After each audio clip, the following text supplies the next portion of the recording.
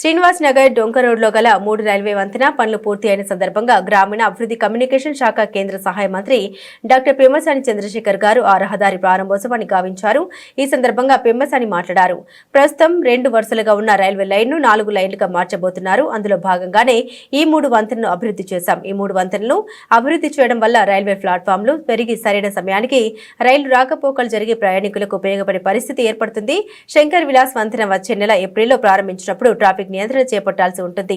అందుకు అనుగుణంగా ఈ 3 వంతెనల రోడ్డు కూడా గుంటూరు ప్రజలకు ఉపయోగపడుతుంది. పనులు చేపట్టిన సమయంలో అనుకోకుండా డ్రైన్లు పగిలి పనులు కొంత ఆలస్యమయ్యాయి. ఈ ప్రాంతంలో ఎప్పుడు వర్షాలు పడ్డా కొంత సమస్యలు తలెత్తుతాయని తెలుస్తోంది. అయితే ప్రస్తుత పనుల ద్వారా రాబోయే వర్షాల వల్ల ఎలాంటి సమస్యలు వస్తాయనేది ఒకసారి పరిశీలించి చెప్పమని అధికారులకు ఆదేశించామని తెలిపారు. ముఖ్యంగా ఈ 3 వంతెనల ఉద్దేశం ఏంటంటే, ఇంతకుముందు గుంటూరులో 2 లేన్లే ఉండే రైల్వే లైన్లు, వీటిని 4 లైన్లు చేయబోతా ఉన్నారు.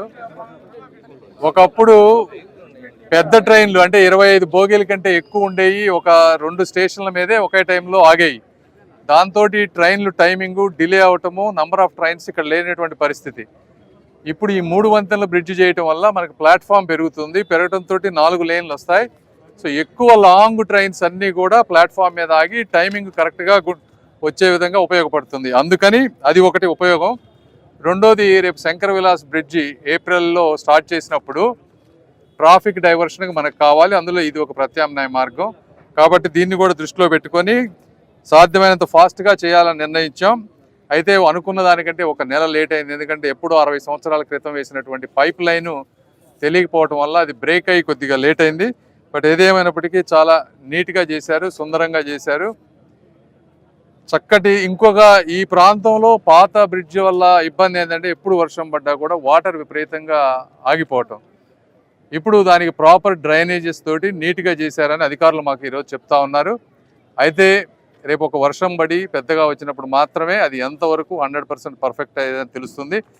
పొరపాటున ఏదన్నా 1 6 అయినా కూడా వారే వచ్చి మళ్ళీ చేసేటువంటి పరిస్థితి. దీనికి 5.5 కోట్ల రూపాయలతో చేయటం జరిగింది. దీన్ని ముందుండి చేసినటువంటి రైల్వే అధికారులకు, మున్సిపల్ కమిషనర్ గారికి, మున్సిపల్ సిబ్బందికి, అదేవిధంగా మా ఎమ్మెల్యేలు నజీర్ గారికి, మన మాధవి